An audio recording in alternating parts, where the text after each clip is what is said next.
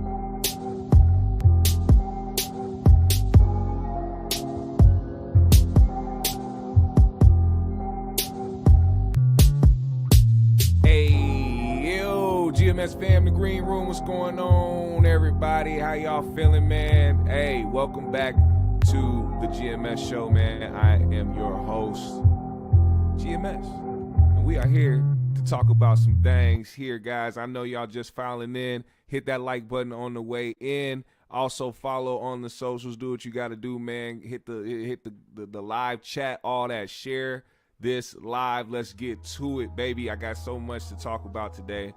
I hope y'all tuning in. Hey, let me say what's up to y'all, man. What's going on, Hitman? Hitman is in the building. Jan Wynn is in the building. Zane Vicious is in the building. Ace A Spade is in the building. Heroic Dose is in the building. Yes, if you are here, man, tap into that live chat. Let me know that you are tuned in. Can y'all hear me well? Is the levels well? Am I loud enough? Universal Trappers, what's going on, family? What's happening, everybody? Hey, man, we got some topics to discuss. I really want to get to this Diddy stuff. Pause, no diddler. But I had a discussion earlier with one of the homies about something, and I was like, you know what? Let me just add that to the show too. Like, we are really gonna get to this whole Diddy stuff, the whole Young Dolph stuff, the whole trial. Niggas telling, and I love it. I'm sorry. I hope you don't feel no way about it, but it's about time that these niggas start coming to realization that it's time for the streets to be dead. Everybody gonna get told on. You might as well just not do what you thinking of doing. You gonna get told on. We gonna get to that part later, man. Later on in the show. Rest in peace to Young Dolph, man. And just all this crazy stuff going on in Memphis, man. Between these two conglomerates, we're gonna get to that. There's a new filing or lawsuit against Diddy. Allegedly, somebody said that they got scraped by him. And it does not look good. Talia Graves is who is filing the complaint. She alleges that Diddy did some horrible things. We're going to get to that, actually. There's a lengthy lawsuit. It's a lot of pages here. We're going to try to get to them as soon as we can. Marquise X, what's going on? Zen Masters in the building. Grits and Gravy is in the building.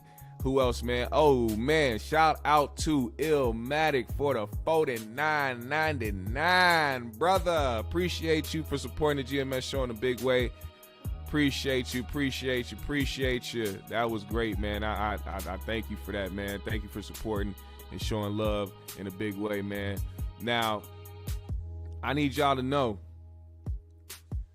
I bring this topic up, you know, a lot of people like to say that, you know, certain people like to kick up dust and things like that. But no, man, you know, sometimes you just be thinking about certain things and you want to bring it to the people to see what they have to say about it. And when I brought up this Marcus situation to a friend of mine, I'm like, yeah, you know, it always seems to go this way with some of the people that, you know, fall out with Corey. They usually, they have the words, they, you know, make the little t-shirts, whatever the case may be. It seems like turmoil, and then they'll squash it. But after they squash it, it don't necessarily go back to normal like it usually was. Now, we're going to speak on this because I was supposed to do a review weeks ago regarding the Q&A that Marcus did, and I never got to it because for the simple fact that I just didn't think it was necessary. I did not think it was necessary because, you know, I already knew that it was going to be a moment where they came back together and got cool and everything was all right. And I just didn't want to seem like I was just digging into the situation like a slippery slope in the Diddy freak off parties, if you know what I mean. No diddler. But I have to do it because it just raises questions. You know, you would think that after this whole thing happened that they, you know, Marcus probably would pull back up, or maybe he's just super busy, but he does find time to do his podcast. Now, when I've thought about this as well, when I realized that where he lives is not close to, I believe, where the Coin Academy is, or where they do the 5150 show. So it would make sense if he didn't want to, you know, drive far every night and then have to come back and do his show the next night. But we'll get to that in a minute, man. Shout out to Zen Master for the 20 in the super chat. He said, RP Lafayette, Boo Boo Frazier. Hey, RP Lafayette, man. Shout out to you, Zen Master. Rest in peace to a legend, man. I seen you post that as well on your YouTube channel, man. Make sure y'all go follow and subscribe to Zen Master Sports and Shorts, man. He's doing a lot of work over there and he's making shit happen. Shout out to my guy Zen Master. All right, now I bring this up because I really want y'all to understand that, you know, things just never, they just never will be the same.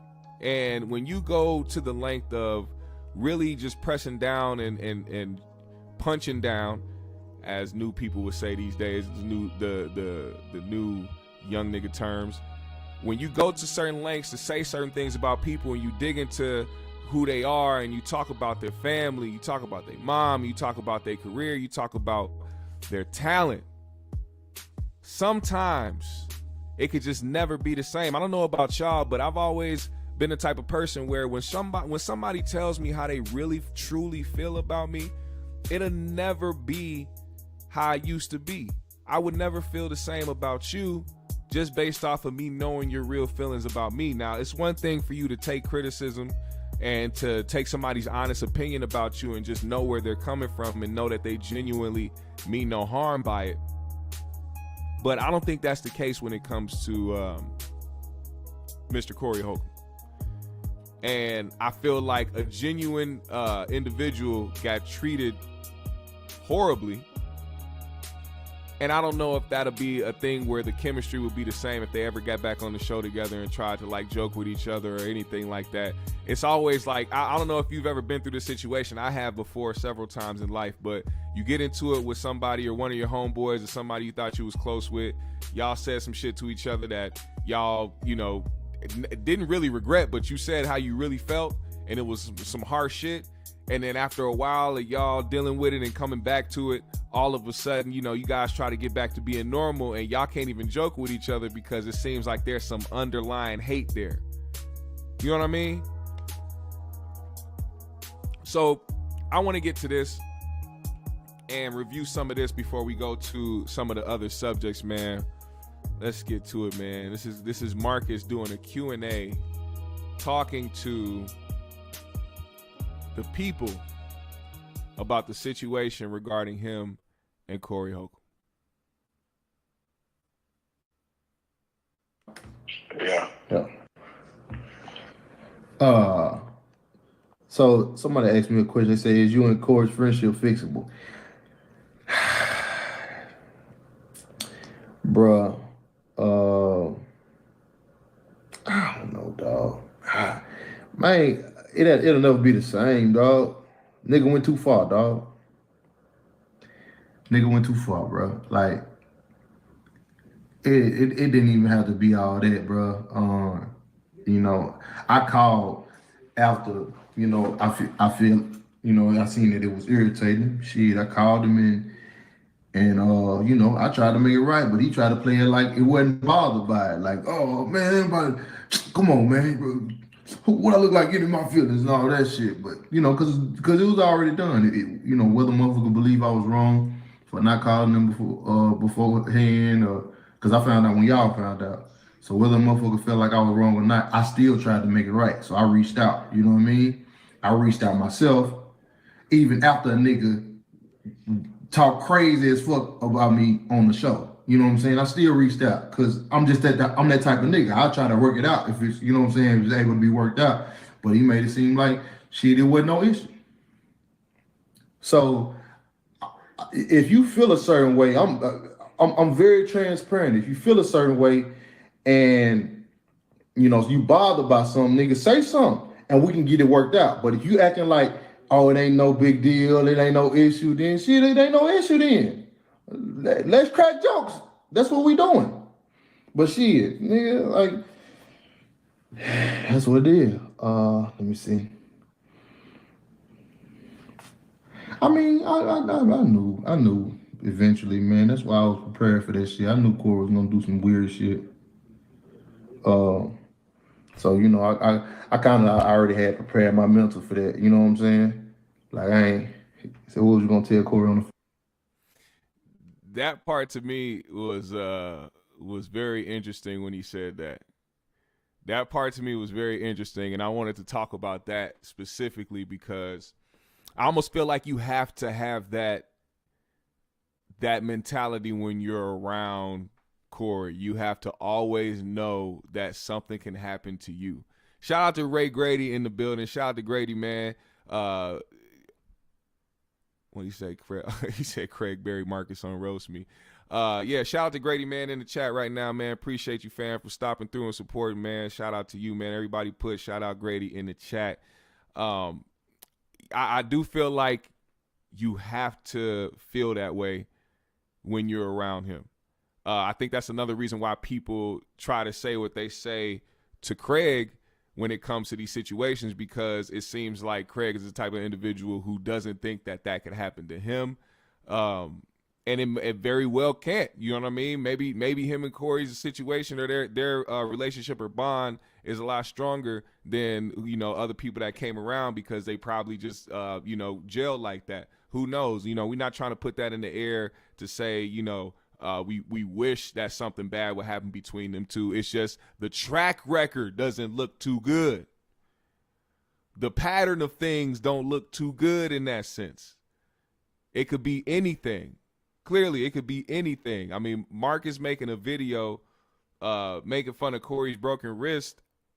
I mean, you would obviously expect that from another comedian. You expect that because they are comedians, not because a nigga just wanted to get online and roast you for the hell of it.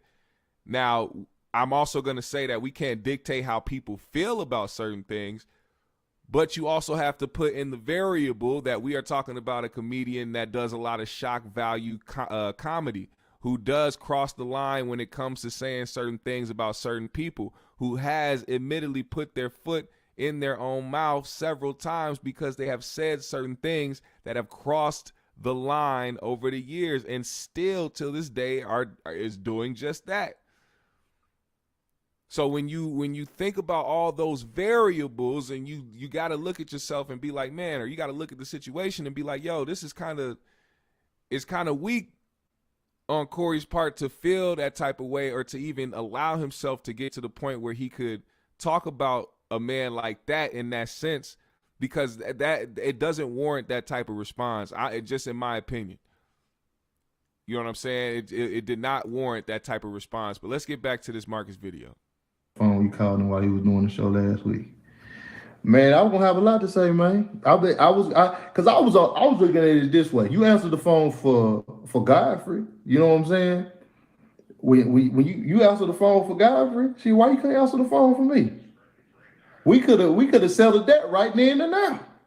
But I was gonna straighten some points. You know what I'm saying? Like certain shit that he was saying, I was gonna be like, no, nigga, no. Now, Corey made reference to this on one of his shows after Marcus did this video because, of course, Corey's seen it. He made the comment that he answered Godfrey's call because he insinuated that Godfrey was a lot more important of a person to answer the phone call with than Marcus. Now, I will say that given Corey and Godfrey's history, he is absolutely right about that.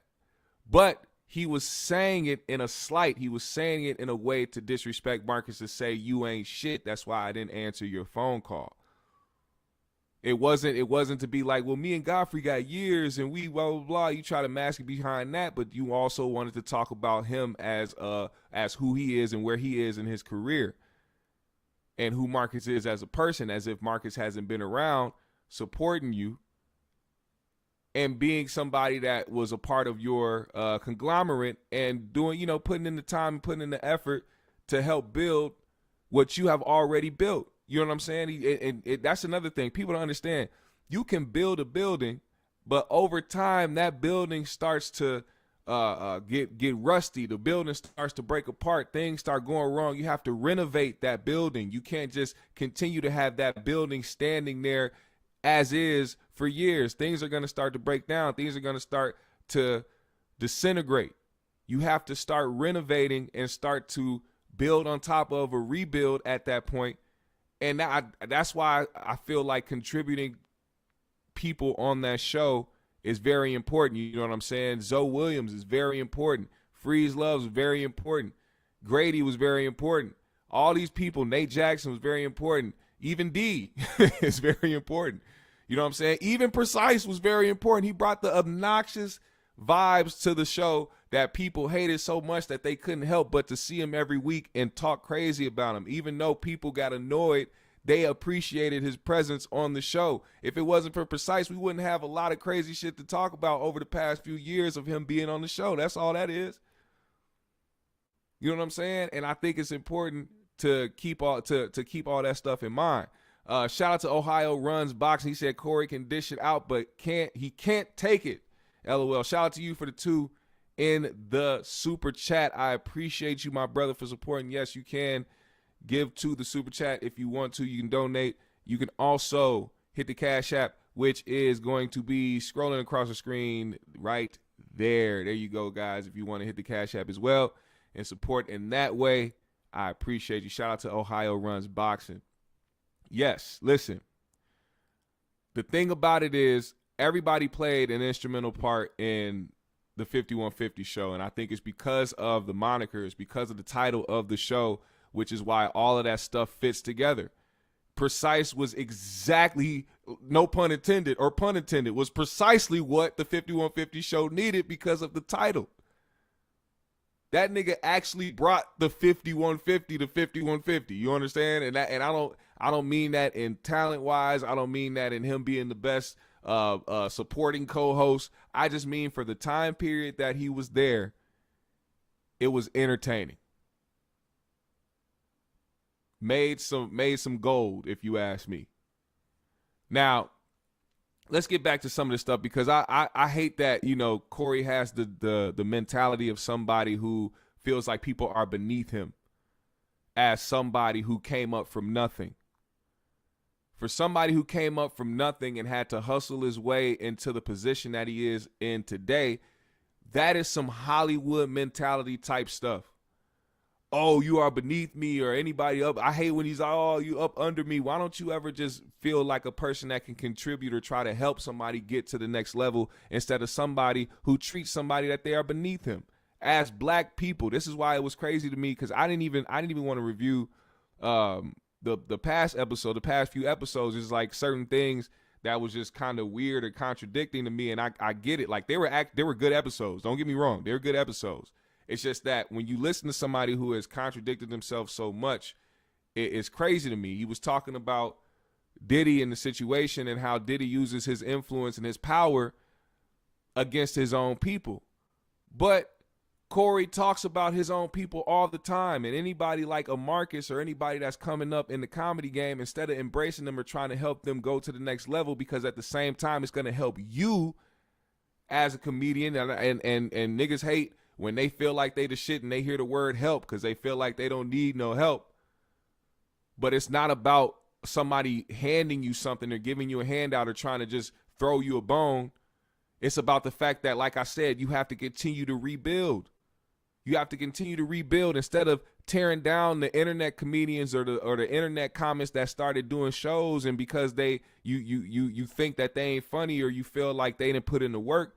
Instead of that, these people could have been putting you on the search. They could have just been giving you a bag just because of who you are. People like Ryan Davis, people like Just Hilarious, people like, 85 South guy, like these people, they could have been people, regardless if you think they funny or not. They made a lot of money. And a lot of that money could have been going to Corey just based off of him embracing these people and trying to, help put them in a position or try to, just even mingle with niggas just to do it. Like, you know what I'm saying? Like, and I get it. You don't have to be that type of person. But when it comes to business and when it comes to that bag, that's all I'm saying. Now, I'm not telling nobody to go out there and just do anything for money either. I'm not telling you to go out there and be fake for money either. But a lot of that shit is deep rooted in some hate. A lot of that shit is hating shit. Regardless if you think that they funny or not, these people clearly cracked the code on a certain space in comedy where a lot of bags was missed for a lot of the OGs. And when I'm not just talking about Corey in particular, there was a lot of OG comics that was talking crazy about the new comedians and internet comics and Instagram comedians and shit like that, missing a bag because a lot of these people, just because they were internet comics, didn't mean that they didn't pay attention to y'all and wasn't looking up to y'all. Because when you listen to these people's interviews and you listen to them talk about comedians, they talk about a lot of the people that have either thrown shade at internet comedians or Instagram comedians or just don't care to be involved with them. You know what I'm saying? So that's all I'm saying. That's all I'm saying. Now let's get back to some of the stuff Marcus is talking about. That ain't right. Fix that, because he was lying on a lot of shit. So I'm like, nope. I'm finna call him in and we finna get this shit correct. And he talking about I always called him about it. The only time I was calling him, it was about some shit he said on the show when I wasn't there about me. You know what's funny about that? Zane Vicious, he said, hell no, making money with Ryan and Jess is treason. Well, he just did that with Ryan Davis. They actually made a promo video together for the Dion Cole show that went down at the YouTube Theater. So I guess Corey committed treason. So of course I'm gonna call you, nigga. Of course I'm gonna call you. If I feel like you talking about me, if somebody telling me, man, Corey throwing subs at you and shit, woo. Oh, well, let me call him. Let me see what's going on. Why would you have a problem? Why would you have a problem with a nigga calling you, trying to make sure that this is, and then he always don't want to say names and shit. You don't want to say names just for that. Just for that. That's the reason why the nigga don't want to say names. So he can say, oh, I ain't say the nigga name, so nigga bringing problems to me. I ain't even said the nigga name. Nigga just coming up without. No, nigga, no talk. Nigga, if you got, say something to me, nigga. I don't do that. That's why I say, when I say mention it, I say his name. I don't do that extra shit. I say your name. I'm a different type of nigga, bro. I don't do subs, none of that shit, bro. I say your name, dog. Man, Corey always trying to make that a big deal. Appreciate you, Sean, for the 5 in the Cash App, supporting the GMS show, man. I appreciate it, man. Whether you send 2, 5, 10, 20, don't matter, man. Shout out to you for showing love. I appreciate you, GMS fan. Let's get back to it. Sidekick. I was telling that nigga about a roast session, and we was cracking. I was telling him about we was cracking jokes. I didn't come at that nigga like, oh man, that is not how I came about that. We was really having a regular conversation, and he took it and twisted that shit into some whole nother shit, man. He always do that shit. People be believing that shit. Y'all believe it, everything. You can't just take everything motherfuckers say for face value, man. Now, with that situation, Marcus was talking about the sidekick. When Corey was talking about him coming to him like, yeah, you know, Boo Capone or Craig or somebody said that he was Corey's sidekick. Now, there's always two sides of the story. There's Corey's story, Marcus' story, and the truth. The thing about it is you can't always dictate how somebody takes how you say something. Because a lot of the times, even if you did go to Corey and was laughing and giggling and whatnot, he probably took it as you putting on a front because you really were feeling some type of way about it. You were just trying to act like you were unbothered. And then from your perspective, you were probably really unbothered and just was saying it in conversation while y'all was just talking shit and didn't think nothing of it until Corey brought it back up. You know what I mean? There's always two sides of the story, and then there's the truth. You know what I'm saying? Especially for a nigga that you watch and you seen be a different type of nigga the whole time. You let somebody else paint this totally different picture of something that's totally out of my character. Nigga, other niggas will tell you. It's niggas, all the niggas I done been around, all the people that fuck with me, and all the people that tell me, I'm gonna do a show with Zoe. Nah, I ain't, not that I know of. All the people go around, all the people, you know, that tell you about me and my character, they always say, man, that's a stand-up nigga. That's a nigga that, you know, you seen it on my birthday show that time. You see how many motherfuckers that came through and stood on and told you what type of nigga I was? Everybody that come through and do my podcast tell you what type of nigga I was. I'm talking about big names to little names tell you the same shit about me. But then you're gonna have a motherfucker that's mad at me tell you that, I'm a totally different nigga, even though he always said I was a stand-up nigga. All of a sudden, I'm a fuck nigga out the blue. Oh, I just turned into a fuck nigga. That's what you believe? Man, get the fuck out of here, man. Y'all, you can't believe everything you fucking believe. Just cause motherfucker tell you something, man. Especially a motherfucker that word ain't been good, worth a shit. Yeah.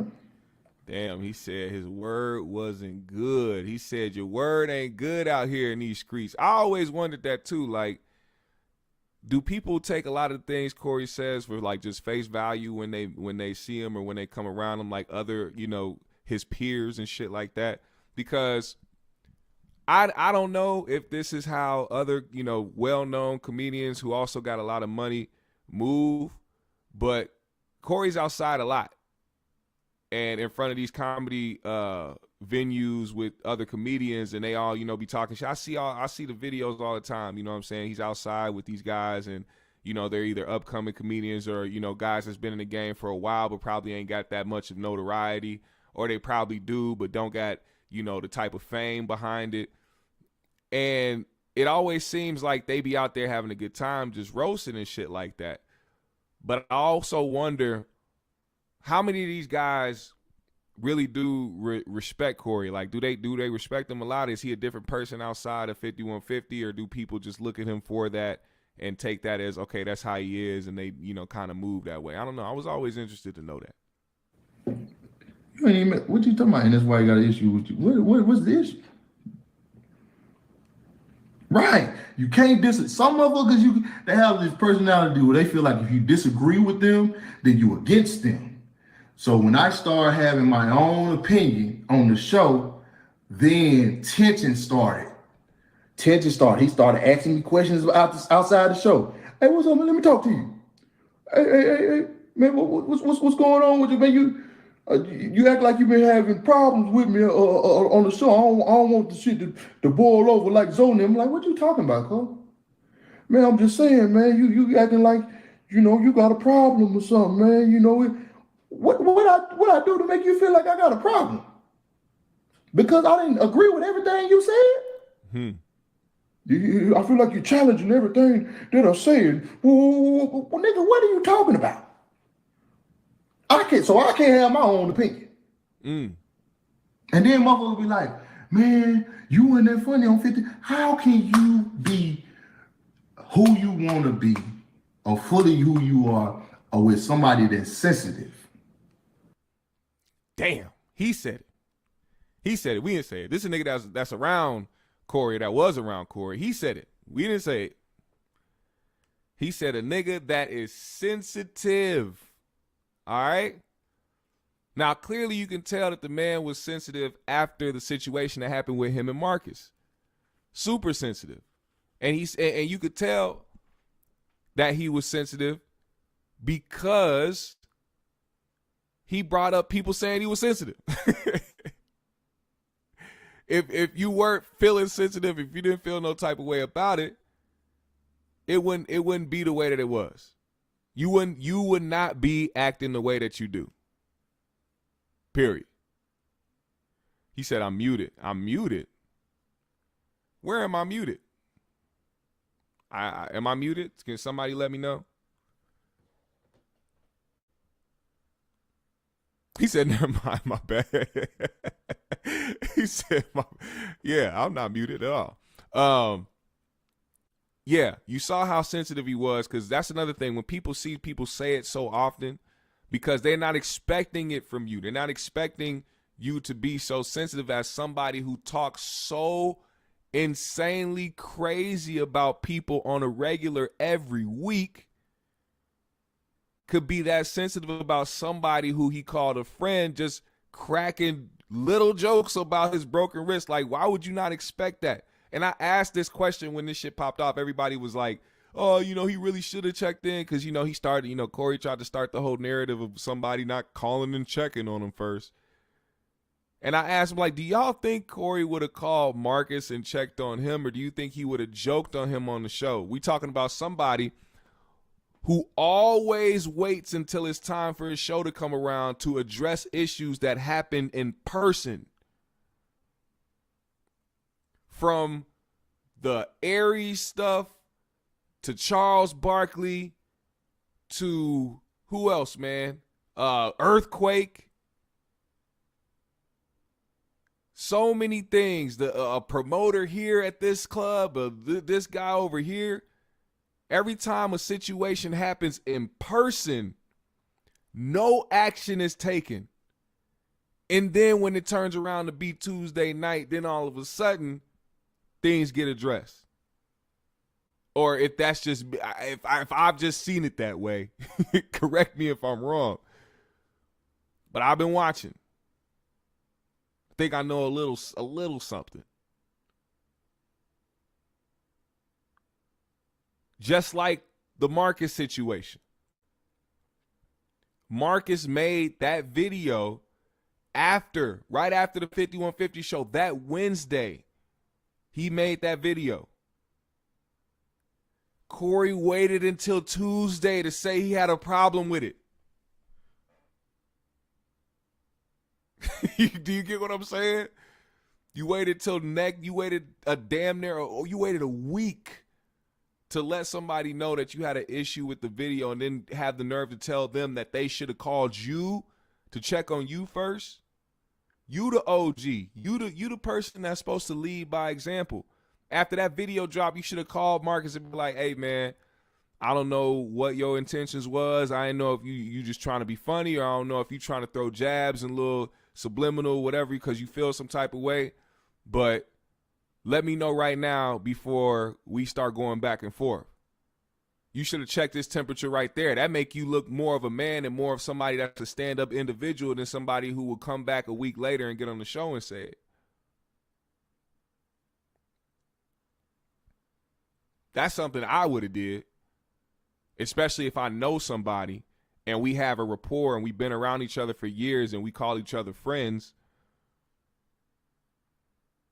He would have got a phone call from me Wednesday night.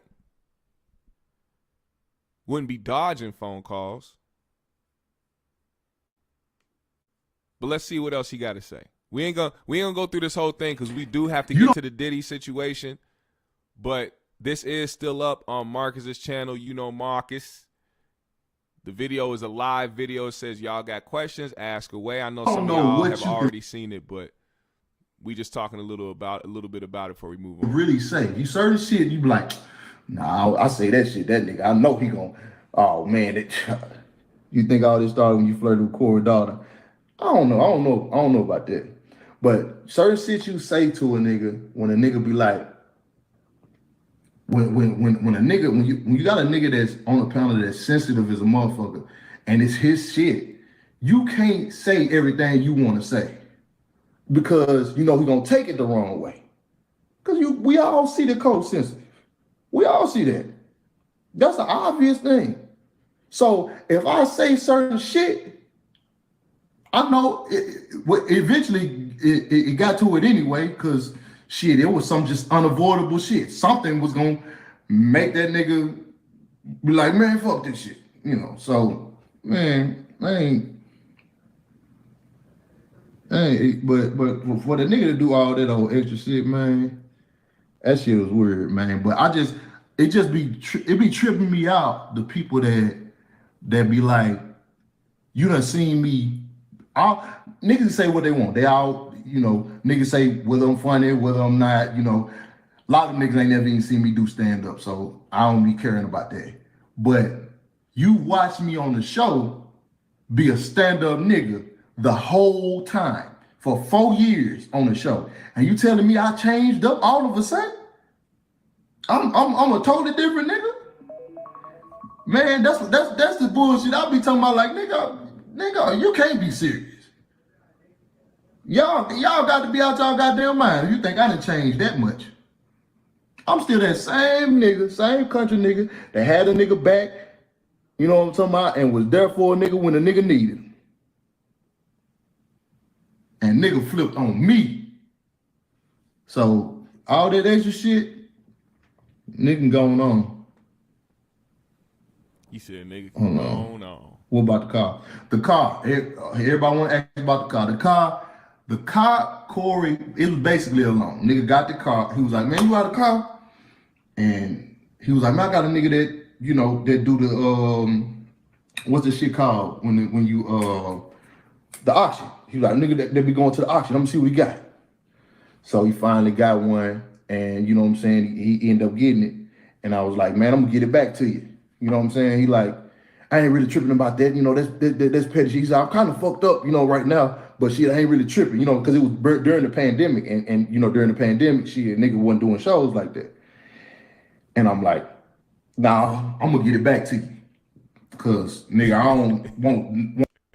He said, I'm going to get it back to you because I know how you is. You going to use that shit over my head.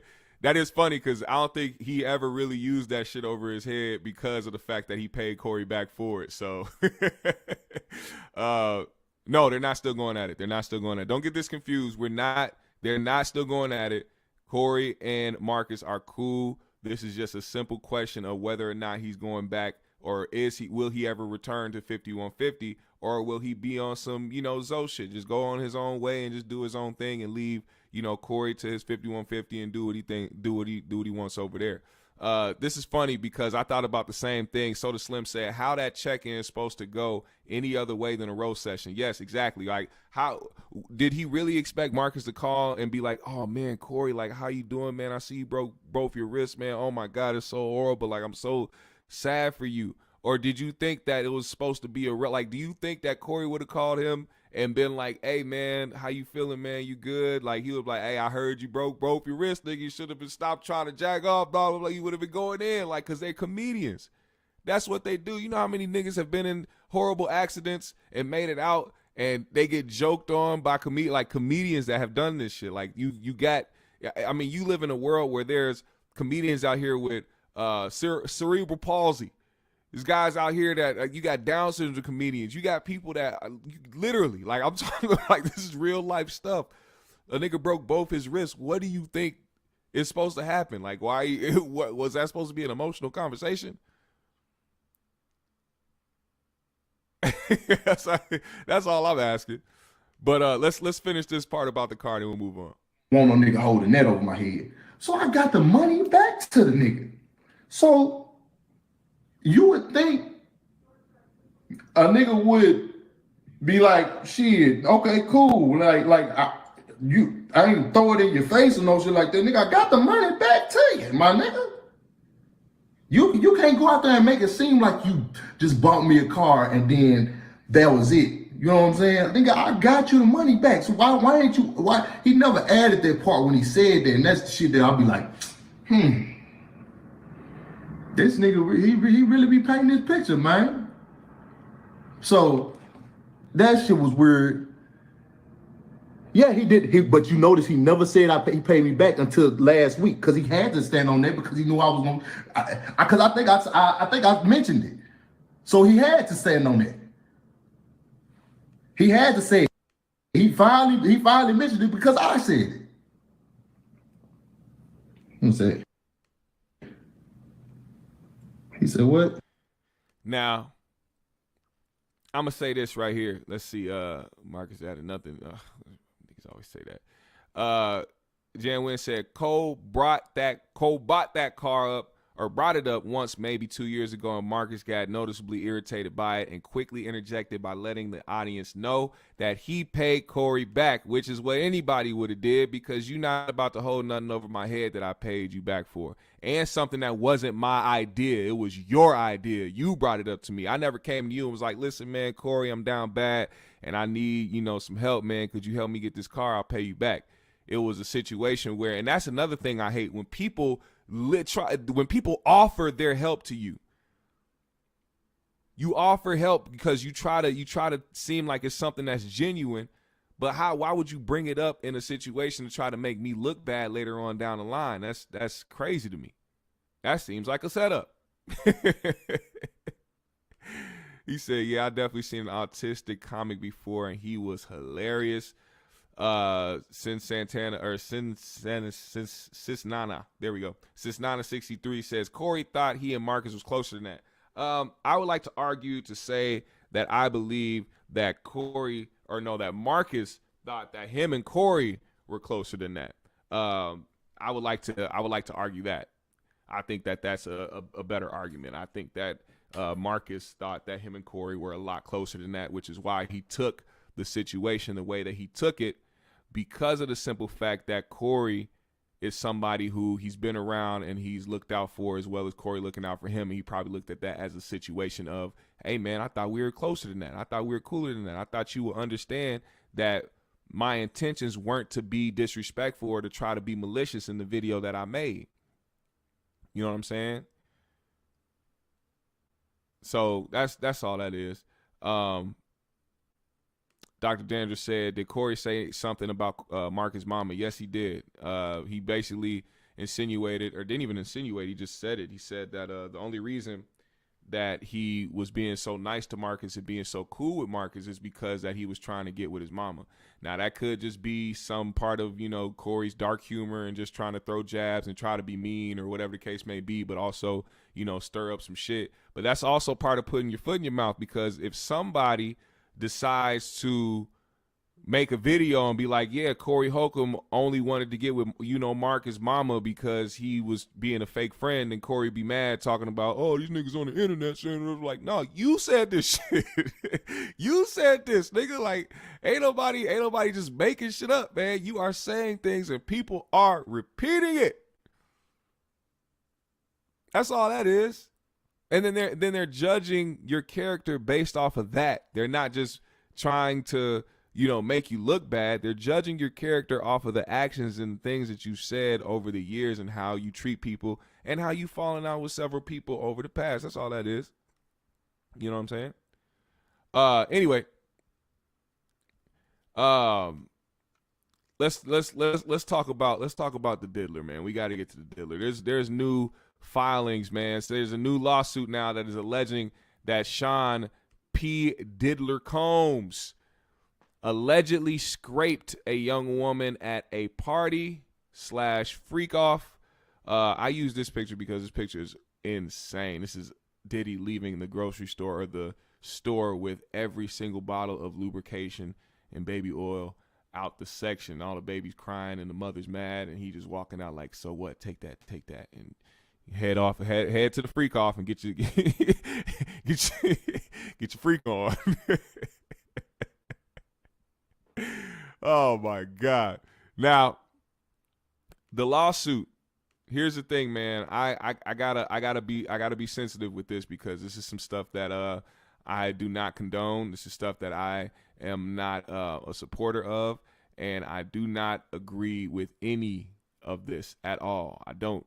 And the thing about it is, a lot of the stuff is just jokes and haha and LOLs because we're talking about freak offs and this nigga hoarding thousands of bottles of lubrication. But at the same time, when you start reading and you start seeing these lawsuits and the things that are being alleged against him, and the fact that we're not just sitting here like reading stories from people, but these people have footage, like the DA, like the federal government, they have hundreds of tapes, hundreds and hundreds and hundreds of tapes of freak offs and different things that have happened that they're going to see, and it's going to be released to the public.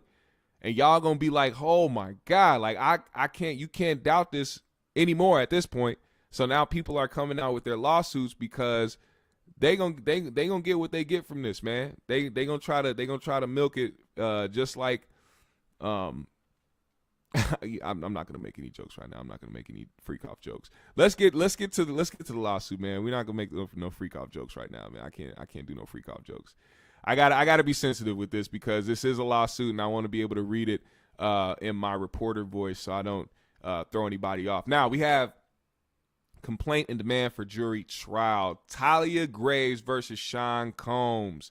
All right, we have plaintiff Talia Graves and her attorneys said, introduction. In or around the summer of 2001, plaintiff's life was violently knocked off course when defendants Sean Combs and Joseph Sherman viciously scraped her at the Bad Boy Records studio in New York City. Plaintiff was 25 at the time and dating one of Combs' employees, a relationship that Combs exploited to lure plaintiff into meeting with him and Sherman alone. So I'm guessing she was dating this Joseph Sherman guy. Once they successfully sequestered plaintiff, Combs and Sherman gave plaintiff a drink likely laced with a drug that eventually caused her briefly to lose consciousness. She awoke to find herself bound and restrained. Combs and Sherman proceeded to brutally sexually abuse and violate plaintiff. Combs mercilessly, there we go. I can't read this. This is really small printing on here. Combs mercilessly scraped her. Oh, wow. We're gonna skip those words for YouTube's sake. Sherman forcefully slammed plaintiff onto a table, slapped her, and repeatedly thrust, in her mouth. Both men were undeterred by plaintiff's cries for help throughout the attack. Plaintiff never recovered from defendant's violent scrape. She had suicidal thoughts and ideation and has received extensive psychological treatment because of defendant's attack. For decades, she remained silent and did not report the crime out of fear that defendants would use their power to ruin her life, as they had repeatedly, explicitly threatened to do so. To this day, plaintiff suffers from severe depression, anxiety, and panic attacks and still lives in the fear of defendants.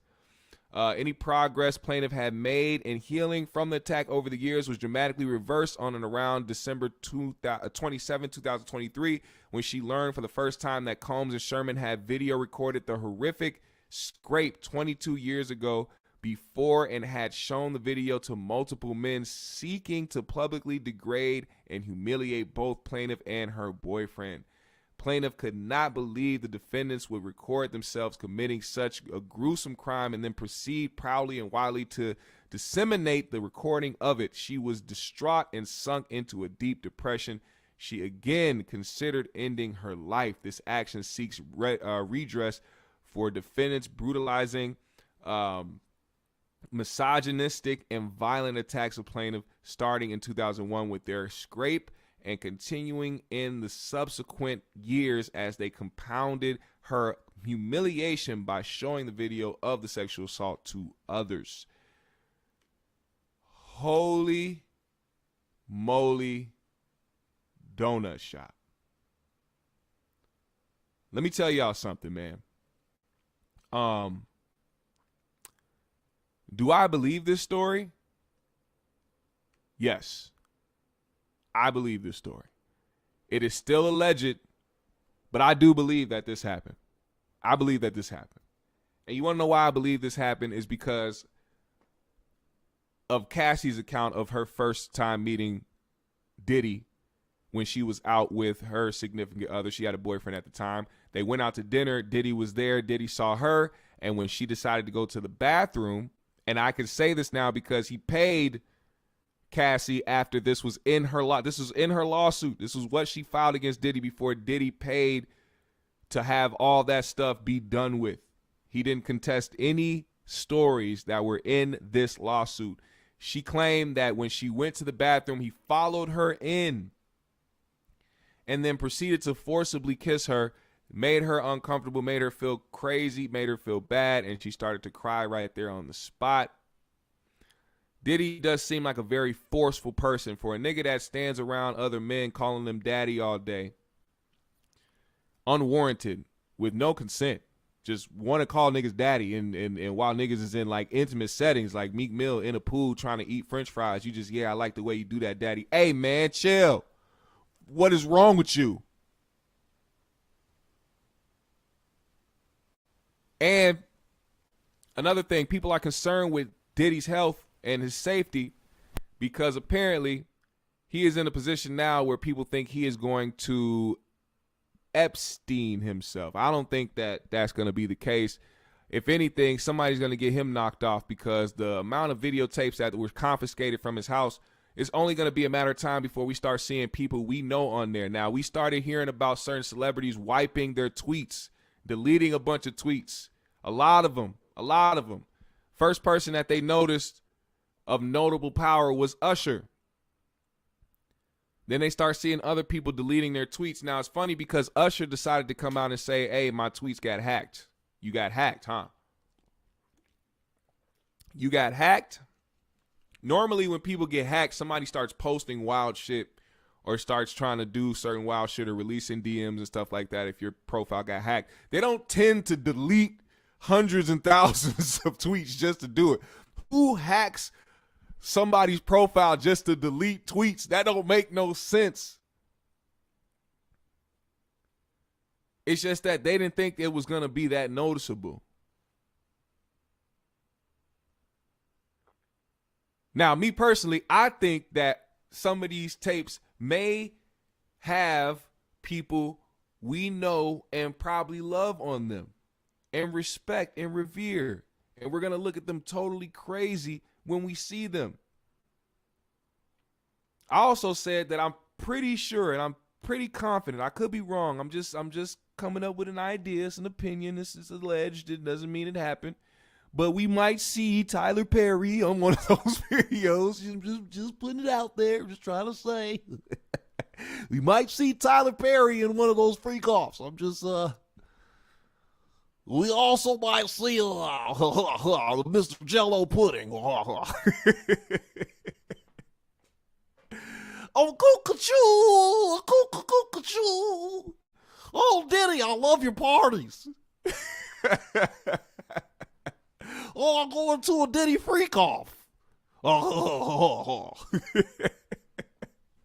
Yeah, they said Tyler Perry be in there dressed as Medea. Time I said, I don't drop that thing on you. Get the hell out of here, man. A cuckoo-choo. Imagine Bill Cosby in there with his eye all fucked up, looking this way and looking the other way, trying to get some freak off. And at a Diddy party. Good Jesus. Nigga sitting there with hella moles on his body and shit. Nigga had hella moles all over him, butt naked, sitting there talking, cuckoo-choo. Busting pudding pop nuts, nigga. All right, anyway. We're going to get to this video because I want to play this video for y'all. You know, TikTok is some of the best detectives on it and people that go and do their research, and they will be the people that will go through the 70-page documents that exist of the lawsuit. And I just want to play some of this because this is crazy. This is part of the lawsuit that Cassie put out against Diddy, man. Listen to this young queen give y'all the lowdown on this situation, all right? Now, she makes a full disclaimer. She wants y'all to know she is not a lawyer. But she is somebody that went through these documents. Listen to what she had to say. but I just read all 35 pages of the lawsuit filed by Cassandra Ventura, aka Cassie, versus Sean Combs, aka Diddy. And ciao, let me give you the recap. Let me start off by saying the front page of this lawsuit has a trigger warning on it. So listen, let me say to you, this video could be triggering. You've been warned. Okay, so the beginning of the lawsuit just gives some background. It talks about how the two met in late 2005, early 2006. Cassie was 19 and Diddy was 37. Shortly after, Cassie was signed to Bad Boy. And at the time, Cassie was actually in a relationship with someone else, and Diddy was in a relationship with Kim Porter.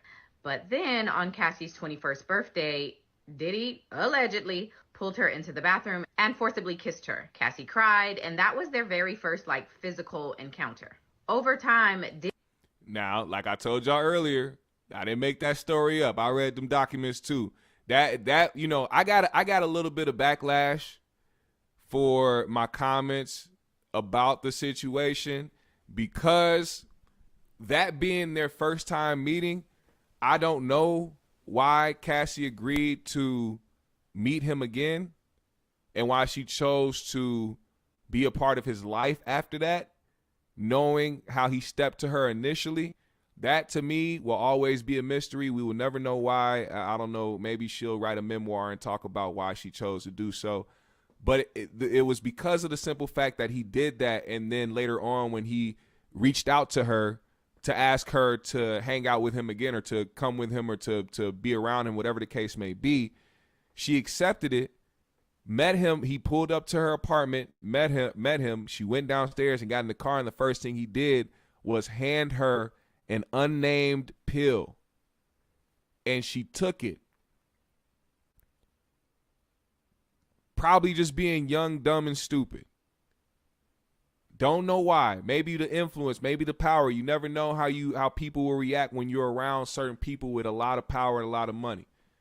Me personally, I'm not going downstairs. Me personally, I'm not taking no unnamed pills from a motherfucker that tried to forcibly kiss me and got a bunch of power and trying to put me in situations I don't want to be in. That's just me personally. So I don't know why that happened, but I will say that does not excuse his actions and how he did what he did. Diddy is still a predator regardless of how that went down. Let's not get it mistaken. All right, let's finish this up.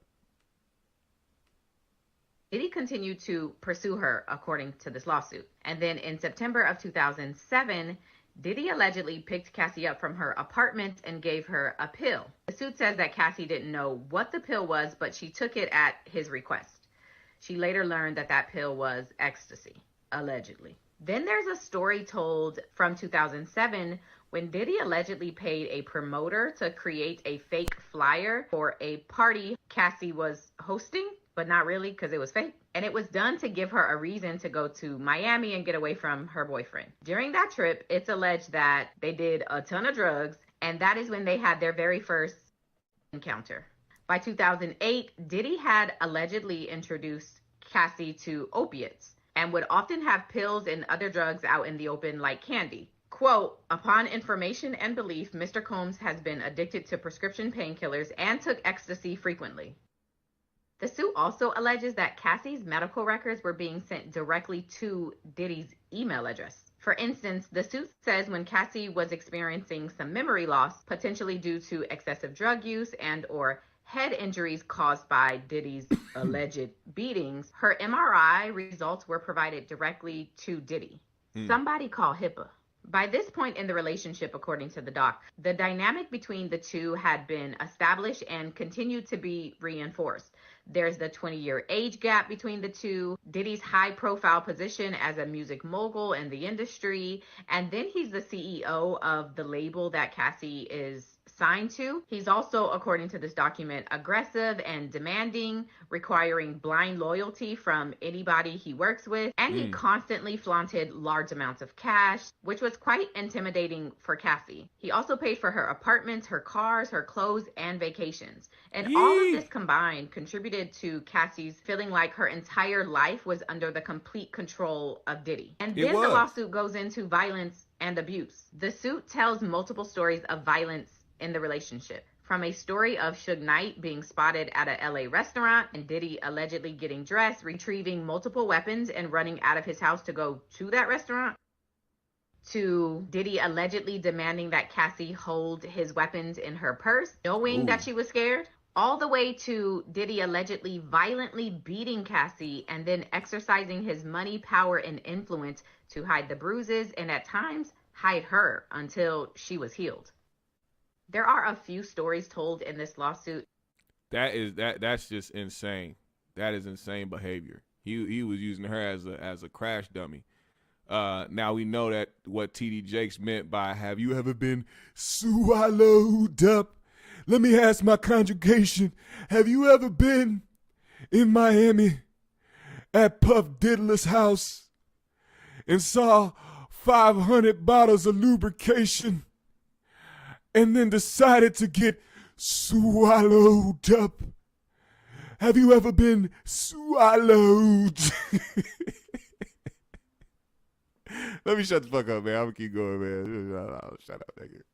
That alleged Cassie was kicked or stomped, and even with staff or security witnessing the violence, no one would say anything or challenge Diddy. The lawsuit then goes into alleged trafficking. It claims that a few years into their relationship, there was an arrangement referred to as freak off or FO, in which male sex workers were hired for Cassie to engage in acts with, and Diddy would watch. These FOs would take place at hotels all around the country, which is where the trafficking part comes in, and heavy amounts of drugs and other things were always supplied. I do want to ask y'all this question, because now that you brought this up, Universal Trappers, I want to know, a nigga that buys that much of personal lubrication, I would like to know, do you think that he was addicted to buying different brands of lube? And if so, do you think that some of the lube that was confiscated from Sean P. Diddler Combs' homes was human lube? None other made by than 5150 host himself, Cory Holcomb. Do you think that he had a bottle of human lube in there? Because, you know, Cory is a very popular comedian. The 5150 show is a very popular show, and he has talked about Diddy a few times. And if I'm thinking what I think about Diddy, he definitely caught wind of some of the things that was said about him via Cory Holcomb. Do you think he bought some of that human lube? He probably saw that commercial Cory did and got turned on. Human lube is what you need to do. Go on over to Diddy's house and get a big fat dick in your mouth. I said, human lube is what you need to do. Oh, man. Diddy would allegedly give instructions during these FOs and record them. And even when Cassie would delete the footage, Diddy would tell her he could always recover the footage regardless if she deleted them. At one point, the lawsuit says that Diddy allegedly made Cassie watch one of the FOs that she thought she deleted while they were on a flight. And even during the FOs, according to the suit, Cassie would still be physically beat in front of the guests and security. A hotel allegedly caught one of the violent incidents on camera, but according to the suit, Diddy paid $50,000 for the damages done to the hotel and for the footage. There's a story in these docs that allege that on Cassie's 29th birthday, Diddy held one of Cassie's friends over the balcony of a hotel like a child. In 2011, Cassie developed a relationship with Kid Cudi while things between her and Diddy were not so great. And the suit claims that Diddy allegedly still called Cassie over for an FO. And while she was over, he went through her phone and found some exchanges between her and Kid Cudi. He allegedly placed a manual corkscrew between his fingers and then lunged at her. Whoa. Cassie leaves. She stays with Kid Cudi. Whoa. She comes back. She's met with more violence. She eventually stays with her mom. They start working things out. And then in February of 2012, during Paris Fashion Week, Diddy allegedly told Cassie he was going to blow up Kid Cudi's car. And he wanted Kid Cudi and his friends home when it happened, according to this doc and Kid Cudi. Around that time, Kid Cudi's car exploded in his driveway. In September of 2018, Diddy and Cassie allegedly met up for what Cassie thought was going to be a breakup dinner of sorts. Following the dinner, the two went back to Cassie's apartment, which was paid for by Diddy. And while there, Cassie claims that Diddy her while she told him to stop and tried to push him away. The suit says that the birth of Cassie's children has given her a new lease on life and given her purpose in her life, but that she has struggled with addiction to drugs and alcohol that were all established and fueled by Diddy. She has had, quote, difficulty sleeping, eating, and her relationship with her family has suffered. She's even had thoughts of unaliving herself. She says that she is rebuilding her life and her career, and she is now ready to, quote, confront her abuser and hold him and those who enabled his abuse accountable for their actions. Hard. So she's suing for sex trafficking, human trafficking, sexual battery, sexual assault, sexual harassment, hostile work environment, and more. Diddy, through his attorneys, deny all of the allegations and says he is being extorted. Quote, for the past 6 months, Mr. Combs has been subjected to Ms. Ventura's persistent demand of $30 million under the threat of writing a damaging book about their relationship, which was unequivocally rejected as blatant blackmail. Despite withdrawing her initial threat, Ms. Ventura has now resorted to filing a lawsuit riddled with baseless and outrageous lies, aiming to tarnish Mr. Combs' reputation and seeking a payday. That's crazy because, nigga, we seen the video. We seen the videos. I don't know what your lawyer's talking about, but nigga, we seen how you do shit. And then on top of that, you paid to scrap that video. The video would have never came out if none of this, if there was no lawsuit, if there was no any of that. You, my good sir, you are the reason why all this is happening. And then I know his lawyer mentioned something about that video. He said, well, Miss Ventura hit Mr. Combs with a phone, and that's what resulted and took his clothes, and that's what resulted in him chasing her down the hallway. First of all, why did she try to hit him with a phone and then run out of the room to try to leave? And if she had a bag full of his clothes, nigga, you are a blubbering millionaire. Go buy a fucking cheap pair of shorts and have your assistant go and get you some clothes and bring it to the room. Like, you in a rush? Oh, she got my clothes. I gotta chase her down and stomp her in the head. Like, what, nigga? What? Let me give y'all some advice on how you deal with toxic women. First and foremost, you should probably leave them alone. You should probably just leave. I think that's the first option. That's the first thing I'm gonna tell you. That's the first piece of advice that I will give any of you niggas right now. If you ever deal with any toxicity, leave. Get the fuck out of there. There's no need to be there. You don't need to be around. There's nothing to find out. There's nothing to change. There's nothing to improve. There's nothing to build on. I promise you, it will always crumble. It will always end in fuckery and toxicity. Leave. First things first. All right? Now, secondly, if you have to deal with some toxic behavior, the best thing that you can do as a man in the situation, dealing with a female who might be toxic, never engage. Also, it does not make you a bitch to call the police, because the first time you decide, hey, fuck it, bah, your ass is going down. It don't matter how many times she done hit you. It don't matter how many times she done made you bleed. It don't matter how many times she done did X, Y, and Z. The first time you decide to haul off on that bitch, you going down. Your best interest is to leave, get away, don't do nothing. Then it makes it look worse when the girl is dainty and frail and small. Like, come on, fam. I don't think y'all understand the type of stuff that's about to come out on Diddy. Y'all about to be, and I'm gonna bring this up to y'all too, because I'm gonna ask y'all this question. I need y'all the chat to let me know how y'all feel about this post here. So this guy, he retweeted this post. So the New York Post said, Sean Diddy Combs made dancers sleep with guests at his party, haunts me to this day. So there's an article about it. And this person retweeted the article saying, okay, we're gonna need to differentiate between the prostitutes who were paid to do what they do and the actual victims who were forced. Just because you regret something don't make you a victim. Now, Although I agree with just the fact that you just regret something later on in life does not make you a victim. I wholeheartedly agree, because we regret so much. It's just that a lot of us just can't go and put cases on people just because we regret it years later. If you had fun doing it the time that you did it, then that's just what it is. It don't matter if you become a better person later on down the line and you decide that, all right, well, the things that I did in my past, I'm a better person. I don't really acknowledge those things or want to have those things come back up in my life. That doesn't mean you have to start dropping lawsuits on people or going after people and calling them monsters and all the other shit. But, speaking of butts, let me get this butt off the screen before YouTube decides to block me forever. I will say, just because she's a prostitute doesn't mean that she can be tricked into, hey, I'm paying you to come sleep with these guys over here.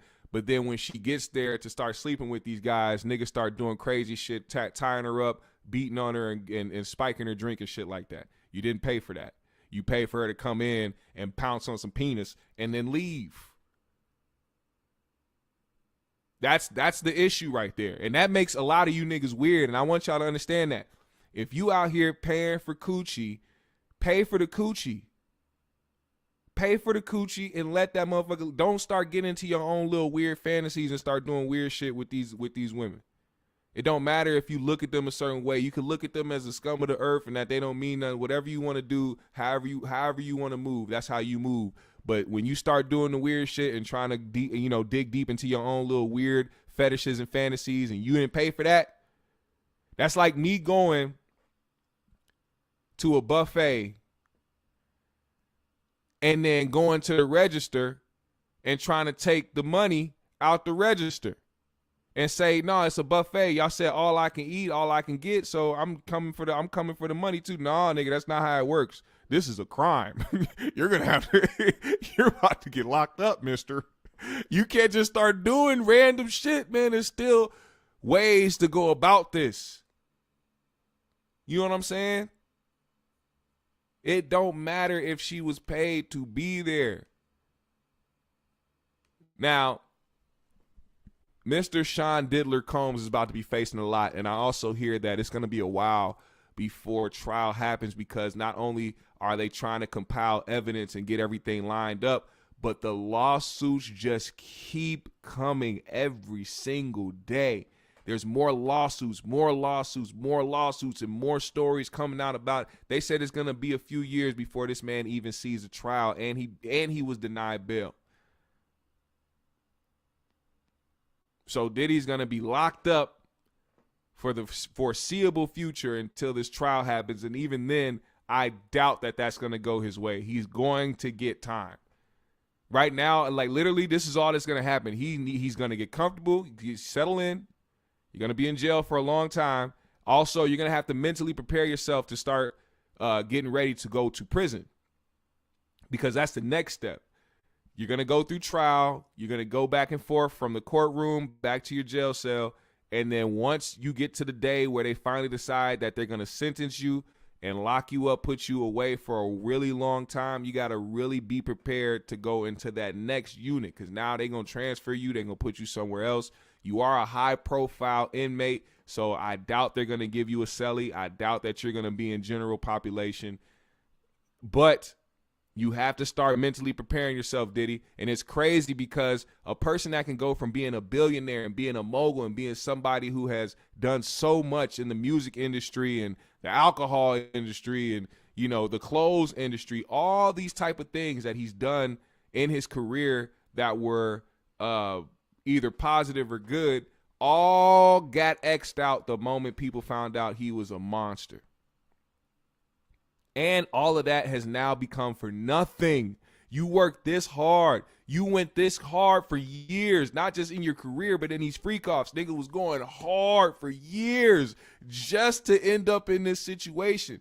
Please believe me when I say I don't feel bad at all because when it always seems like when people get the opportunity, they fumble it off of their own weirdness or own fetishes or own messed up mind state.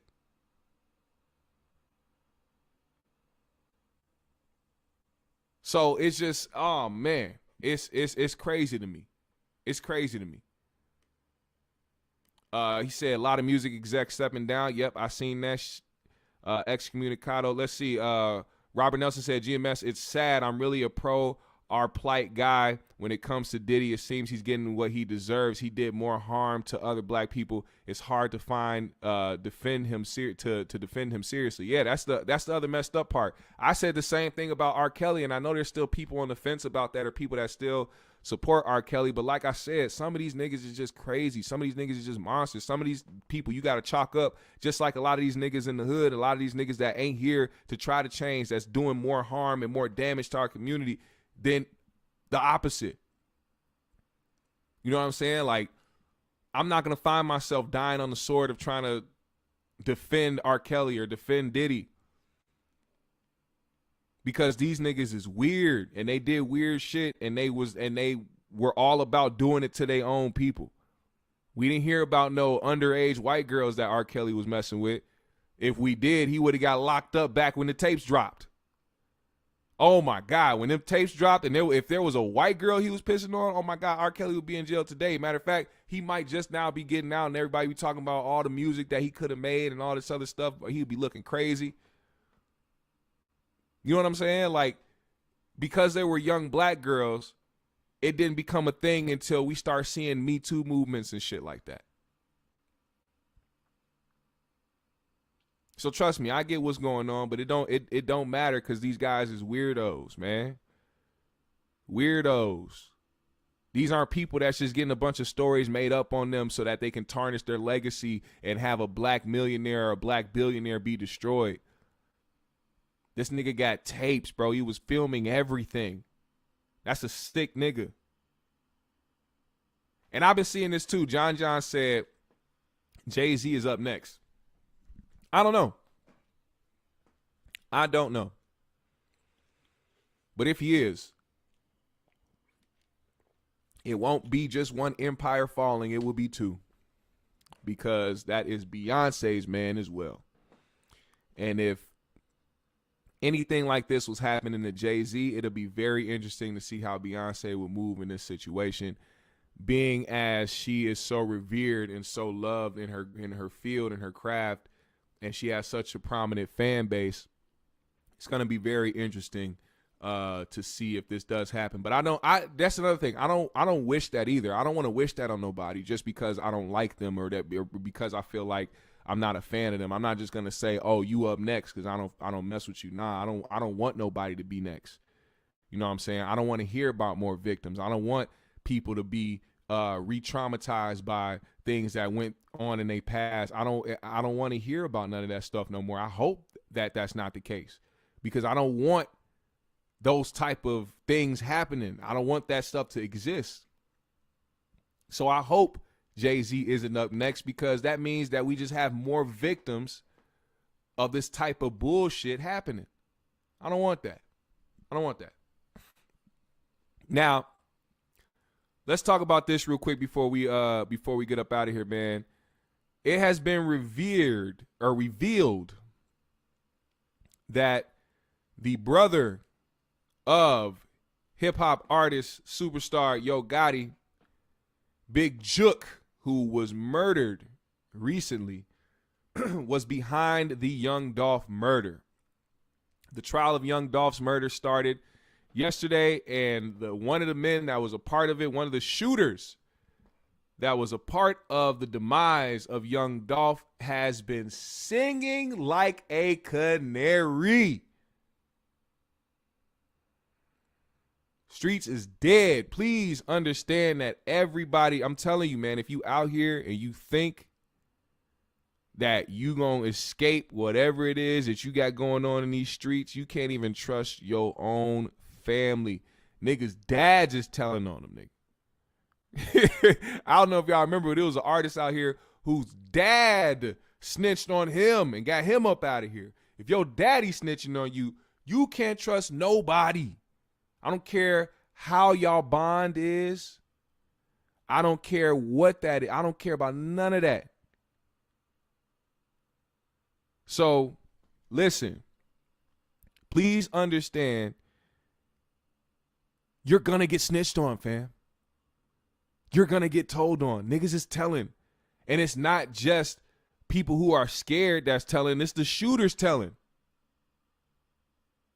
The shooters, the niggas that's doing the murdering is telling.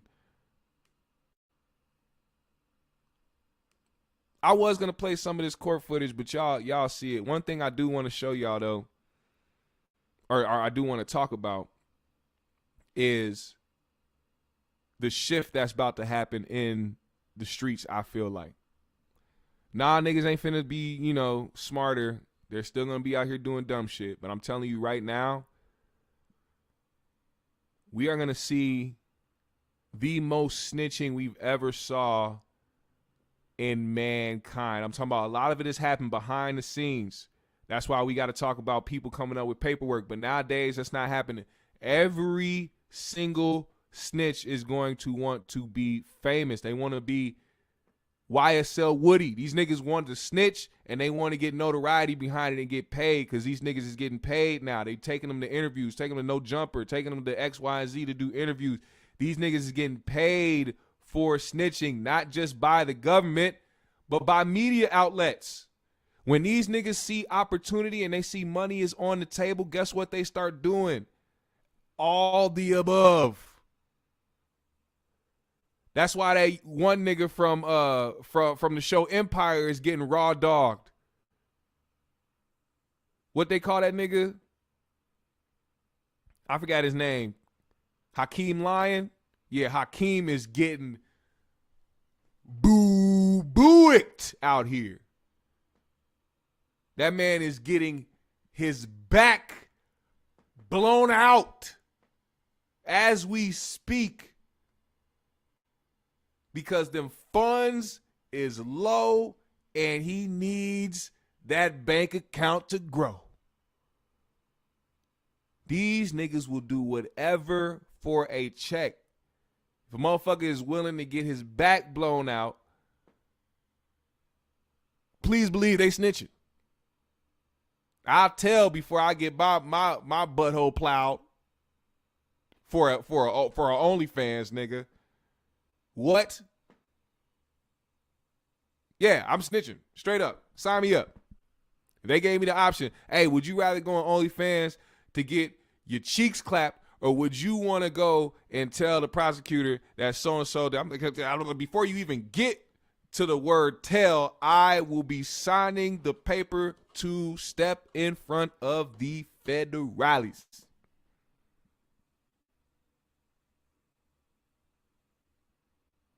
Come on, man. Come on, man. Hakeem! Also, let's get to this, man. We got to get to the like section, man, before we get out of here, man. I'm not going to hold y'all too long, man. Shout out to everybody that has donated to the Cash App, everybody that has sent a super chat, my members, man. Shout out to the GMS fan members. You can become a member by hitting the member button below, man. The prices are very, very cheap, dog. We do not cost an arm and a leg over here, man, to become GMS fam. So shout out to everybody who is a member. Shout out to y'all. Shout out to y'all.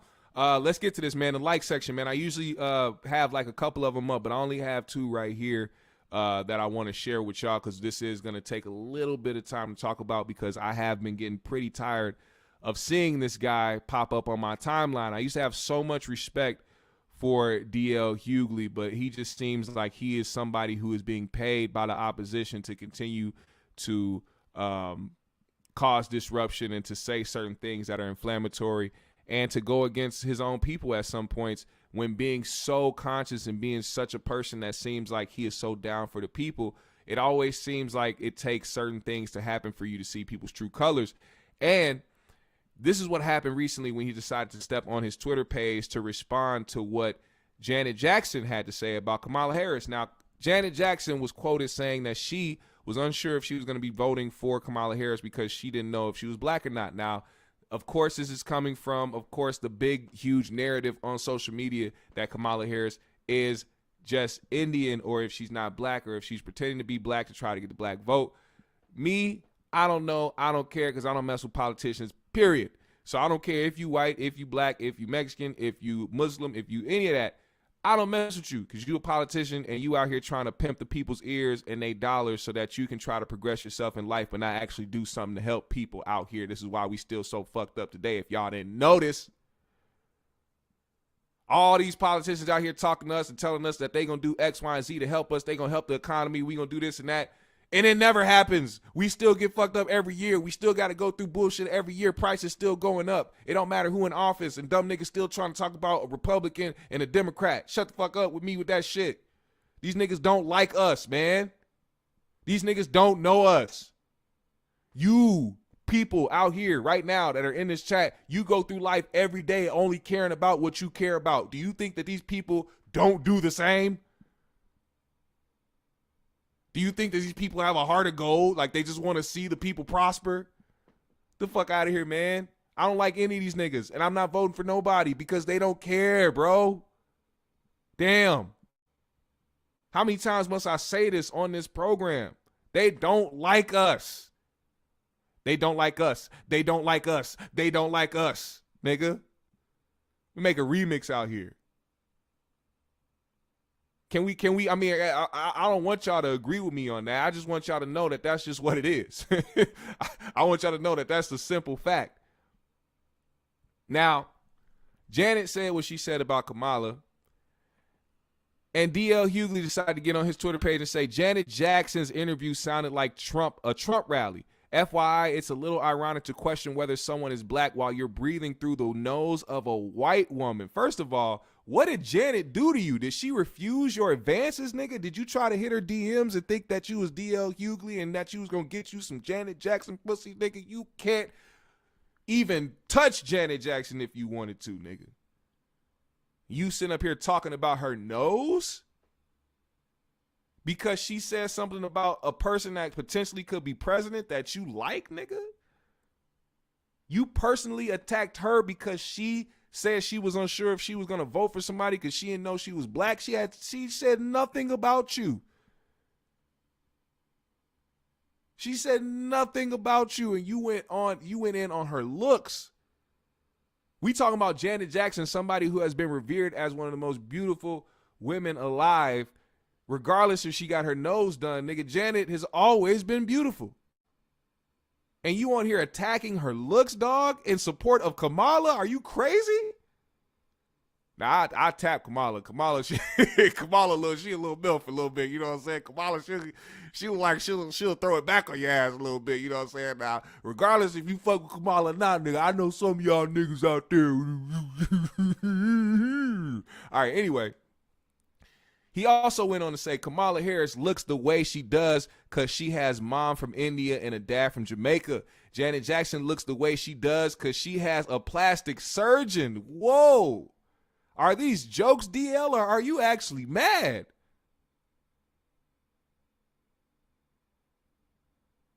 Come on, man. Dog, this is ridiculous. This is ridiculous. Then he said, all I know is Kamala looks like she did when she was in Oakland, but Janice don't look like she did when she was Penny. What the hell was in that iron? First and foremost, call the feds. What the fuck you mean when she was Penny? She was a child, nigga. Don't nobody look the same as they did when they were a child. You goofy? What type of reference is that? You talking about Penny. That is a child. She was a child, bro. Why are you comparing adults to children? You mean to tell me you still sit at home watching old episodes of when she was Penny on Good Times and you was like, ooh, look how fine Janet was when she was a kid? Are you shitting me? DL, you look crazy.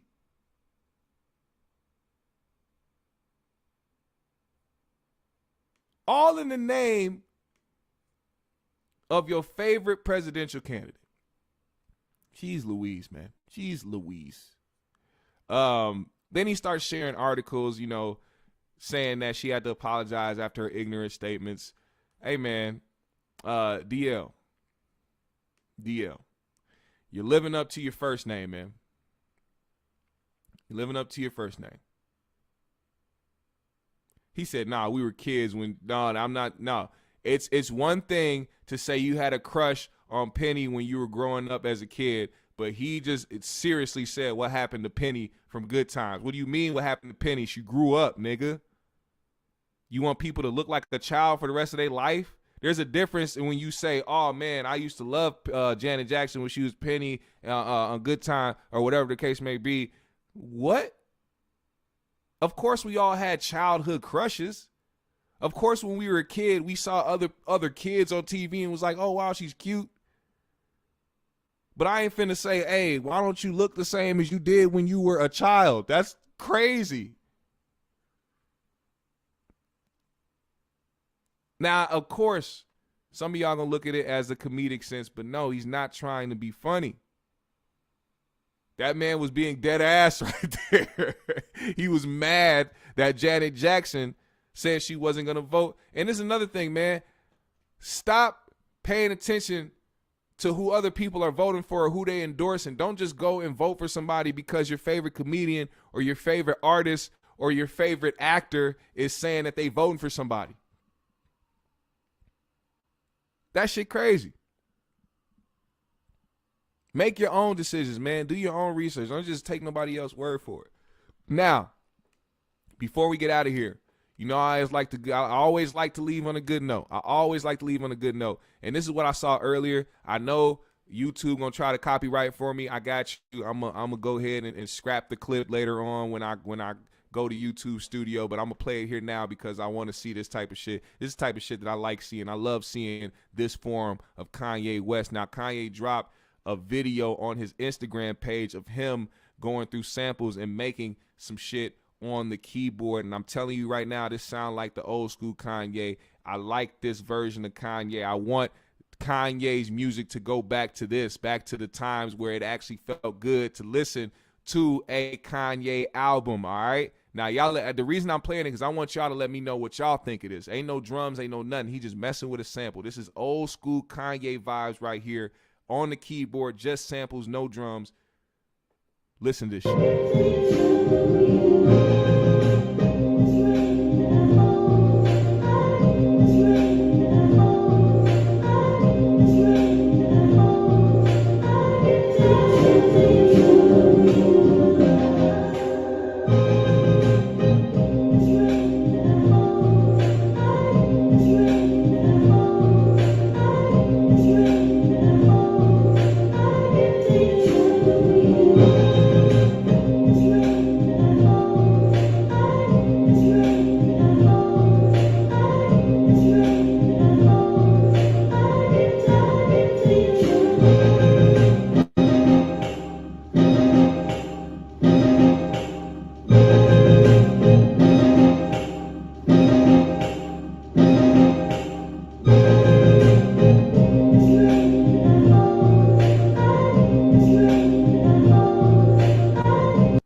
Come on, man. Wait, come on, man. Let me tell you something, man. Let me tell you something about this. Let me tell you about why this is so important to me. Another reason why I'm playing this is because I am so fully against AI music.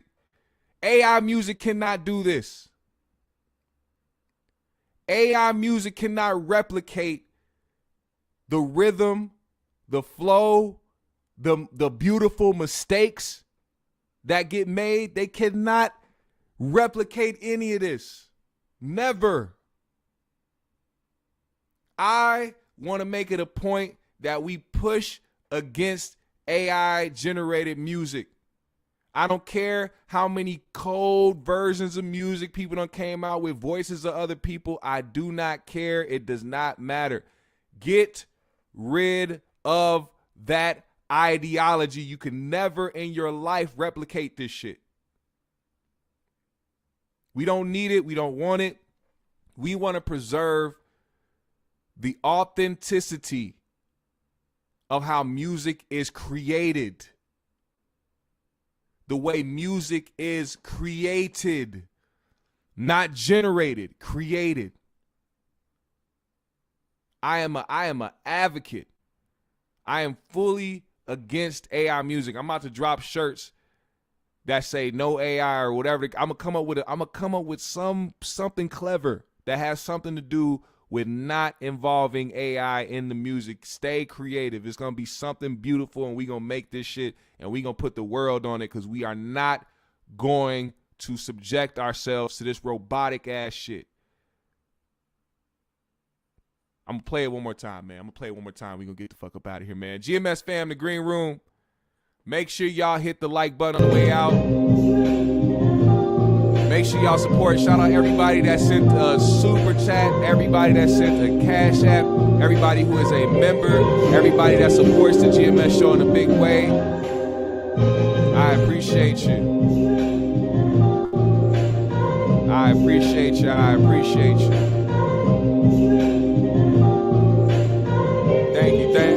Thank you. That's right. The beautiful imperfections. What my man say? Bob Ross? Only happy mistakes, man.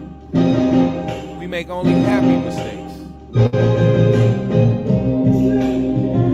Yeah. Come on, baby.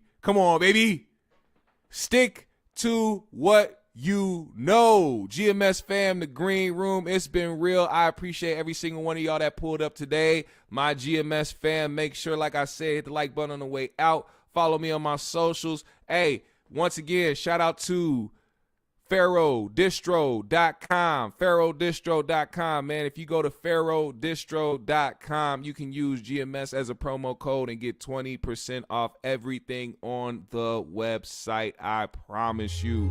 Support your local cannabis business, man. Shout out to Lavish Papers, man. That's a cannabis business out here in Minnesota, man. I went to go check them out last week, man. They got some dope stuff over there. I'm gonna make sure I get a logo and all this other type of stuff just so y'all can see what they do over there. They're very professional, very dope individuals. Got to meet the guys behind it, man. No diddler. Shout out to Lavish Papers, man. We gonna be doing some shit soon. Y'all make sure y'all tune in for that as well. GMS fam, the green room. Put a GMS in the chat right now. I see y'all. King Lukey's in the building.